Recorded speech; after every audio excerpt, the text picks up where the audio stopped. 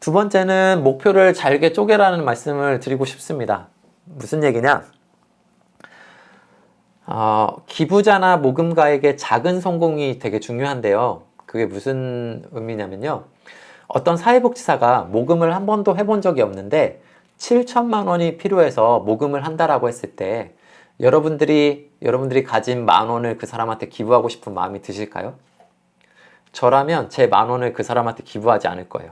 왜냐하면 목표가 너무 큰데 모금을 한 번도 해보지 않은 사람에게 내 10,000원을 준다라는 게 그 목표 달성에 그렇게 도움이 안 될 것 같다라는 생각이 들기 때문이죠.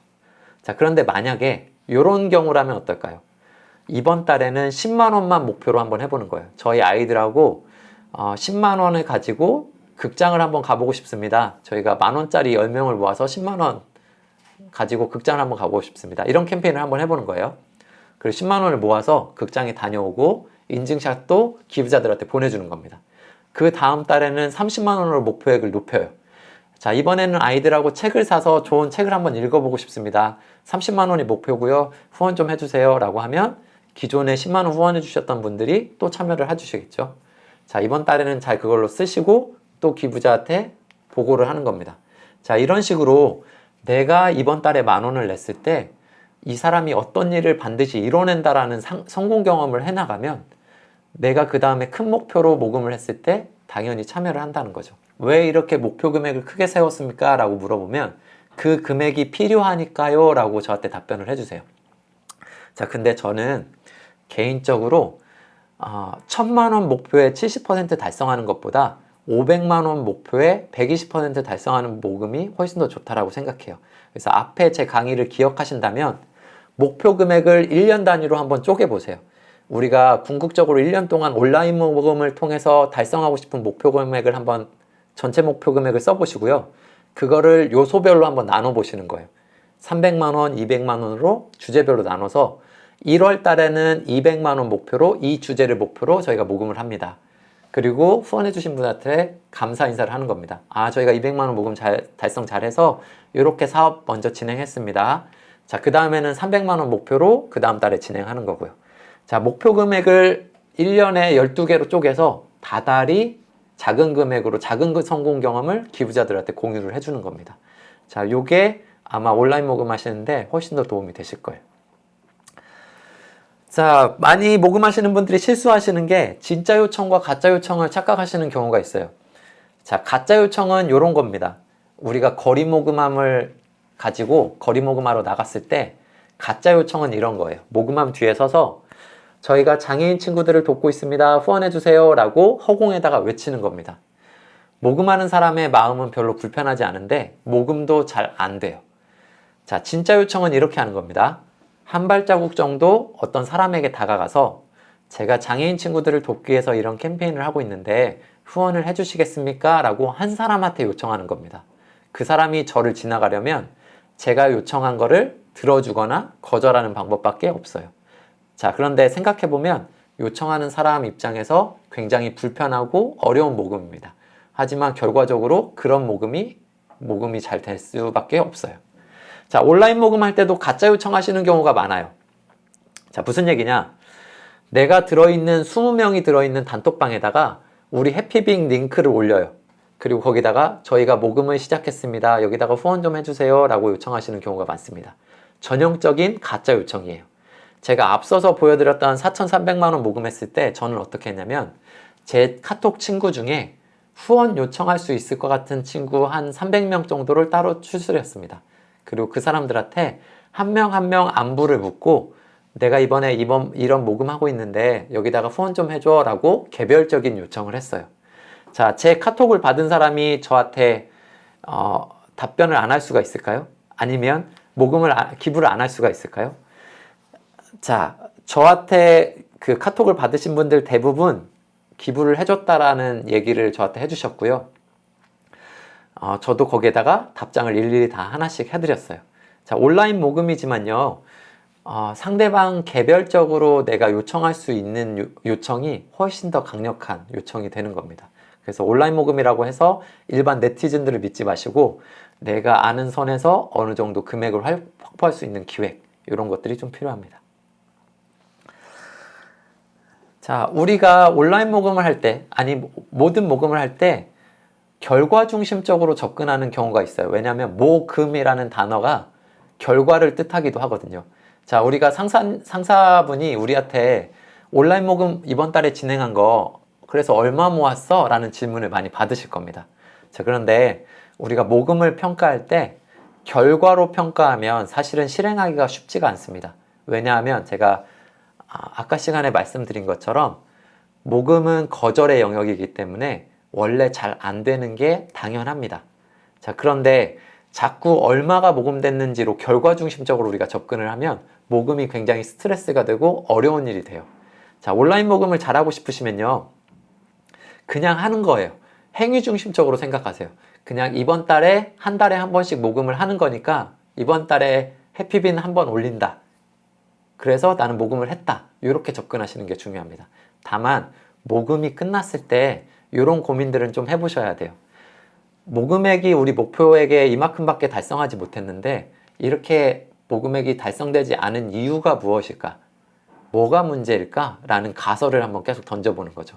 내가 사전 홍보를 많이 하지 못했나? 아니면 목표 금액이 기간에 비해서 너무 컸나? 아니면 우리가 모금을 기획을 하는데 참여자가 너무 적었나? 자, 이런 것들을 한번 고민을 해보시고 다음 모금을 하실 때, 다음 달 모금을 하실 때 그걸 적용해서 한번 변경을 해보시는 거죠. 자, 그래서 특히나 중간관리자나 대표자님들은 모금 실무자들이 너무 결과에 연연해서 힘들어하지 않게 행위 중심적으로 모금을 할 수 있게 약간 지지해 주시는 역할을 해주는 게 중요합니다. 자, 연장선에서요, 우리가 모금을 할 때 만날 수 있는 사람이 두 가지 부류가 있는데요. 한 명은 OK맨이고 한 명은 투덜입니다. 자, 다시 말씀드리면 저 같은 컨설턴트나 강사는 투덜이에 더 가까워요. 투덜이는 뭐냐면 제가 이런 모금을 한번 해보려고 하는데 어떠세요? 라고 그 모금 주제를 저한테 보여주시면 아마 엄청 상관을 할 겁니다. 아, 이거는 한번 이렇게 해보시고요. 아, 온라인 모금은 이렇게 하시는 게 더 좋아요. 명분은 이렇게 쓰시고요. 막 이렇게 여러 가지 딴지를 걸 겁니다. 자, 그러면요, 실행 자체가 어려우실 거예요. 반면에 OK맨은 내가 뭘 해보겠다라고 하면 무조건 지지해주는 사람들이 있을 겁니다. 주변에 아마 한두 분씩 계실 거예요. 아, 부장님, 저 이런 모금 한번 해보려고 하는데요. 그러면 부장님께서 와, 그거 진짜 좋은 아이디어다. 야, 한번 해봐. 라고 하시는 분들 아마 주변에 한 분씩 계실 거예요. 자, 우리가 모금할 때 이 두 명을 반드시 만나게 되는데요. 만나는 순서가 굉장히 중요합니다. 자, OK맨은 모금 시작 전에 만나시고요. 모금이 끝난 후에 투덜이를 만나는 게 올바른 순서예요. 자, 무슨 얘기냐? 모금에 대한 확신이 없는 시작 단계에서는 OK맨한테 확신을 얻는 겁니다. 야, 나 이런 주제로 모금 한번 해보려고 하는데 같이 해서 온라인 모금 해도 사람들이 좋아할까? 야, 한번 해봐. 이거 아이디어 되게 좋아 보이는데 야, 한번 해봐. OK맨한테 에너지를 받아서 실행 동력을 얻는 겁니다. 자, 모금이 끝났을 때 조금 더 나은 모금을 위해서 저나 아니면 주변의 투덜이를 찾아가서 아, 이번에 모금이 이렇게 됐는데 뭐가 문제일까요? 라고 문제를 묻고 우리의 해결책을 투덜이한테 찾는 겁니다. 자, 근데 제가 컨설팅을 가보면요, 반대로 만나시는 분들이 대부분이에요. 모금을 시작하기 전에 저 같은 사람들을 찾아와서 이런 모금을 해보려고 하는데 어떠세요? 라고 하면 제가 여러 가지 요소들을 말씀드려요. 아, 온라인 모금은 이게 중요하고요. 아, 명분은 이렇게 한번 써보시고요. 한 20가지를 드리면 모금을 못 하세요. 시작 자체의 허들이 너무 높아지는 거죠. 자, 그리고 끝나고는 모금이 잘 안 됐는데 OK맨한테 가서 위로를 받으시는 경우가 있어요. 야, 내가 1,000만 원 목표에 50만 원밖에 못 모았는데 이거 어쩌지? OK맨이 야, 해본 것만 해도 경험이야. 야, 잘했어 하고 끝나면 다음 모금에 또 발전이 없겠죠. 그래서 우리 주변에 있는 OK맨과 투덜이를 찾아내셔서 시작 전에는 OK맨을 만나시고 끝났을 때는 투덜이한테 새로운 전략을 한번 찾아보시는 그런 방법도 있습니다. 자, 중요한 얘기인데요. 프로포즈는 언제 하는 걸까요? 이게 모금하고 굉장히 중요한 연관성이 있습니다. 제가 생각하는 프로포즈의 시점은요, 야, 나랑 결혼하자 라는 말을 했을 때 오케이 받을 확률이 90% 이상일 때 하는 겁니다. 자, 이 말씀을 왜 드리냐면요, 이런 경우들이 있으실 거예요. 내가 친구한테 후원 요청하려고 저녁밥을 사놓고 정작 후원 약정서를 꺼내지 못해서 밥만 사고 돌아오는 경우들이 아마 있으실 겁니다. 저한테 그 질문하시는 분들 중에도 이런 분들이 되게 많으신데, 이거는 우리의 명분이 부족하거나 모금 아이디어가 별로라서가 아니라 그 사람하고 나하고 요청이라는 프로포즈를 하기에 관계가 부족한 거예요. 제가 그분들한테 드리는 솔루션은 뭐냐면, 6개월 후에 이 사람한테 후원 요청을 한다라고 한번 가정을 해보고, 그러면 내가 우리 관계를 쌓기 위해서 오늘부터 무엇을 할 것인지를 한번 고민해 보라는 말씀을 드리거든요. 자, 그걸 한번 생각해 보면 6개월 후에 내가 요청을 한다면 오늘 문자라도 하나 더 관심 있게 한번 보내고, 소식지를 보낼 때도 조금 더 성의 있게 보내고, 약간 이렇게 하겠죠. 자, 그래서 우리가 온라인 모금이라고 하지만 결국에 제가 앞서 말씀드린 것처럼 나와 관계 있는 사람들한테 60% 이상을 할당을 하고 있는 건데, 그 사람들한테 직접적인 요청을 하기 위해서 우리가 단계적인 관계를 만들어 나가야 한다는 거고요. 우리가 이 관계성을 중심으로 놓고 봤을 때, 돈을 우리 해피빈에다가 넣어주세요 라고 돈을 요청할 수 있는 사람이 있고, 좋아요만 눌러주세요 라고 요청할 수 있는 사람이 있고, 공유만 눌러주세요 라고 하는 사람이 있을 수 있고, 혹은 재능으로 봤을 때 페이스북이나 인스타를 잘하고 계신 분들한테는 선생님 페이스북에다가 저희 모금함 혹시 홍보 좀 해주실 수 있을까요? 이렇게 요청할 수도 있고, 글을 잘 쓰거나 사진을 잘 찍으시는 분이 있다면 우리 모금함에다가 사진이나 글을 써주실 수 있을까요? 라고 요청하는 방법도 있을 것 같습니다. 자, 뭐가 됐던 간에 우리 이 온라인 모금을 위해서 사람들을 모으는 그 과정을 모금이라고 저는 생각을 하고요. 여러분들이 자꾸 돈을 내줄 사람들을 모으는 걸 모금이라고 생각하기 때문에 굉장히 딱딱해지는데, 우리 모금이 성공하기 위해서 누가 필요할지를 한번 고민해 보시고요. 그 중에 돈을 내줄 수 있는 사람이면 너무 감사하지만, 글 잘 써줄 수 있는 사람, 사진 찍는 사람, 뭐 그냥 좋아요 눌러줄 사람, 자, 요런 사람들하고 우리가 미리 기획하고 논의하는 과정 속에서 이 사람들이 내 모금함이 되는 순간 돈은 자연스럽게 넣을 수밖에 없다. 이게 제가 가지고 있는 모금에 대한 생각입니다. 그래서 어떻게 하면 우리 모금을 같이 해줄 사람들을 모을 것인가에 대한 고민을 한번 해보시고요. 요청이라는 것은 사실은 이런 겁니다. 여러분들이 한번 상상을 해보세요. 나하고 친구하고 한 공간에 둘이 있었는데, 다른 친구 한 명이 찾아와서 내 친구한테는 후원 요청을 하고요, 나한테는 후원 요청을 하지 않고 그냥 집에 갑니다. 자, 그때 여러분들의 마음은 어떠세요? 뭔가 굉장히 불편하죠. 내가 후원을 안 해서 돈은 굳었지만 뭔가 마음은 굉장히 불편할 겁니다. 자, 그게 왜 그러냐면, 요청이라고 하는 것은 내가 누군가를 도와줄 수 있는 능력도 되고, 그리고 방금 말씀드린 것처럼 프로포즈라고 했죠. 내가 누군가를 도와줄 수 있으니까 좀 도와달라고 나한테 프로포즈를 하는, 우리 둘과의 관계를 인정하는 행위이기도 하기 때문입니다. 그래서 요청에 대해서 너무 부담스럽게 생각하지 마시고요. 온라인 모금을 그냥 오픈해 놓고 내버려 두는 것보다 주변 사람들에게 적극적으로 요청을 해야 모금이 잘 되는 거고요. 제가 이 말씀을 굳이 드리는 이유는, 오랜 시간이 지났지만 예전에 그 이서진 씨가 첫 예능으로 1박 2일에 나왔을 때 그 미대형이라는 컨셉으로 1박 2일에 나왔었던 적이 있었어요. 근데 제가 그 기획사에다가 제안서를 써서 해피빈에 이서진 씨하고 같이 그 캠페인을 하나 한 적이 있었습니다. 6시간 동안 영상 촬영을 했었고, 해피빈에 그게 올려졌는데, 모금 결과는 어떻게 됐냐면 97만 원밖에 모금이 안 됐어요. 그래서 제가 나중에 이서진 씨한테 보고 드리기 너무 창피해서 제 3만 원을 추가로 넣었었던 기억이 있는데, 어떤 유명한 연예인을 섭외하거나 잘 되는 플랫폼에서 모금을 하거나 그런 것과 상관없이 우리가 오프라인으로 그 모금 행위 자체가 없다면 모금이 아마 잘 안 되실 겁니다. 그래서 제가 굳이 이제 요청에 대한 말씀을 계속 드리는 거고요. 자, 마지막으로 요 얘기를 한번 드리고 싶습니다. 우리는 왜 모금을 하는 걸까에 대한 이야기를 한번 정리를 해볼게요. 자, 한번 생각해 보세요. 우리는 왜 모금을 할까요? 뭐 돈이 필요해서일 수도 있고요. 사업비가 부족해서일 수도 있죠. 자, 근데 저는 이렇게 한번 생각을 해봅니다.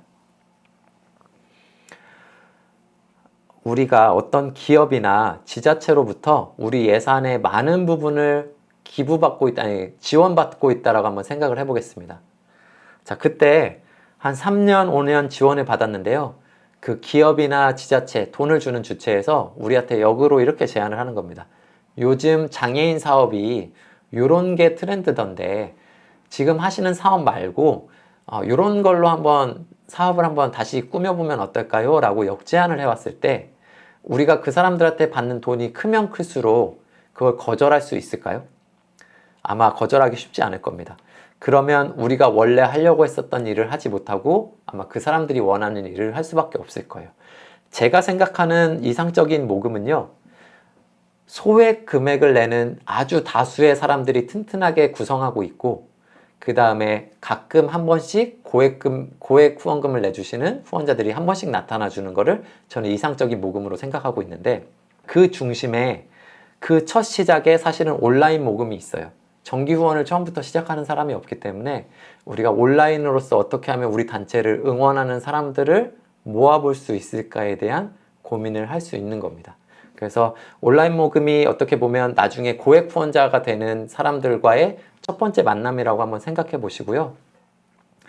가능하면 사람들을 설득하려고 하지 마시고 내가 다른 사람들의 모금함을 보면서 내가 설득된 내용들을 다른 사람들에게 한번 적용해 보는 전략으로 한번 고민을 해봐 주셨으면 좋겠습니다. 자, 저도 마찬가지인데요. 페이스북이나 유튜브 같은 걸 보는 걸 좋아하는데 가끔 복지관에서 올린 영상들을 보게 되는 경우들이 있어요. 그런데 10초 이상 보지 못하고 다음 영상으로 많이 넘기거든요. 왜냐면 재미가 없기 때문입니다. 자, 여러분들도 한번 생각해 보세요.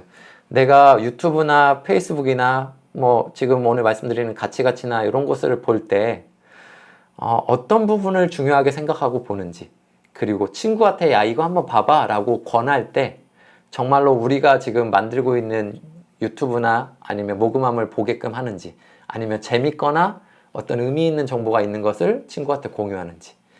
자, 우리가 느끼는 게 사실은 맞습니다. 그래서 여러분들이 온라인 모금을 잘 하실 거면 내가 직접 기부자가 돼서 한번 그 플랫폼들을 체험해 보는 방법, 이게 가장 좋은 방법이라고 생각합니다.